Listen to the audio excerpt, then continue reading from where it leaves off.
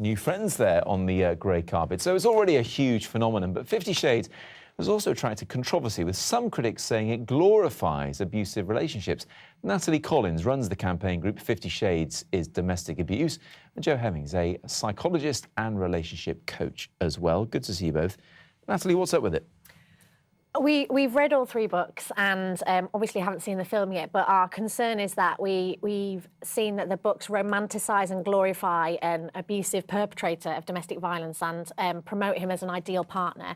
And our concerns are about really the enormous explosion of 50 Shades brand that is a kind of a social phenomenon, really. As you've proved, 50 Shades works in front of anything. Yeah, in front of anything. You put 50 Shades of anything and sell it and make loads of money. The thing is, it is 50 Shades of fantasy, isn't it? It is, but we're not saying people are going to read these books or go and see the film and immediately become abusive. It's not as simple as that. But if we normalise something, we've turned Valentine's Day into something connected to 50 Shades and how that's going to normalise abuse and potentially lead people into thinking certain things are OK when they're not. OK, Jo, I mean, at best it's pretty kinky and at worst, well, abusive, as Natalie says. What's right with it then? Well, it is a story. It's a fantasy. Since time immemorial, literature, films have covered. It's Mills and Boons for the sort of grown-up age. We've always had these romantic fantasy stories, bit of sex thrown in. I mean, I cannot believe the huge deal that's being made of a book, which is OK, the film's OK. It's consensual sex between two adults.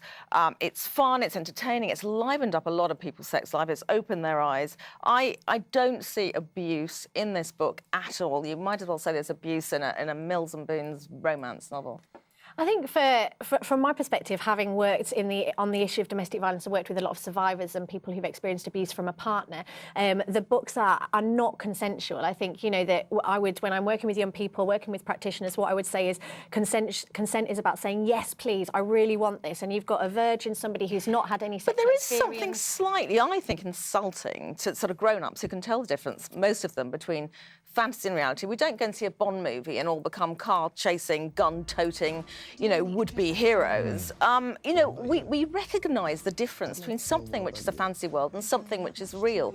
Yeah, exactly, Natalie. I mean, this isn't the first book to fantasise this kind of thing. It's just had an awful lot of interest. I mean, there's an awful lot of this kind of fiction out there, isn't there? Yeah, and I think, if it wasn't so big, it's the explosion, it's the social phenomenon. They're having screenings of this way in mummy and baby screenings. They've got baby changing mats with 50 Shades on. You've got a baby clothing range with Baby Grey saying, I wish Christian Grey was my daddy. That's a big deal. I have been to a parent and baby screening, and babies, by and large, sleep through these. And parent and baby screenings, they stop at 12 months. Now, no baby is going to take on board what is on a screen up to that age. Going to see an erotic fiction with a baby, like that, there's got to be something about what we're saying about to society, about the normalisation of this stuff. And Are you suggesting a baby under 12 months, as Matt says, is going to have any sense that it's watching erotic fiction or Peppa Pig? But let's get back to the adults who are going to consume this book or consume this film.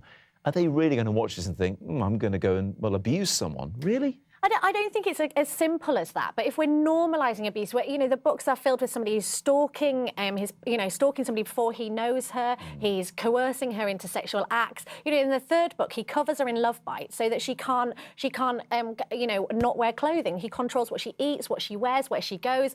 He tracks her phone. This is horrendously stalking behaviour. And yes, it's a book, and yes, it's fiction. But for very young people who are going to come across this, how is that going to normalise that? OK, Jo, final question then. I mean, is this really the kind of book that should be opening up people to, different experiences? Surely there's a better way. 100%. No, it's normalising sexual fantasy and play and role play is brilliant for people's sex lives. And the bane of it is predictability and routine. And if this, as I've seen it, takes couples out of their comfort zone into something that's fun and entertaining, I just don't see the abuse side, but I do see the entertainment and the fun.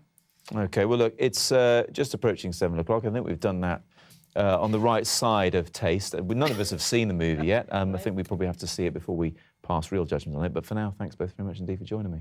Thanks, Matt.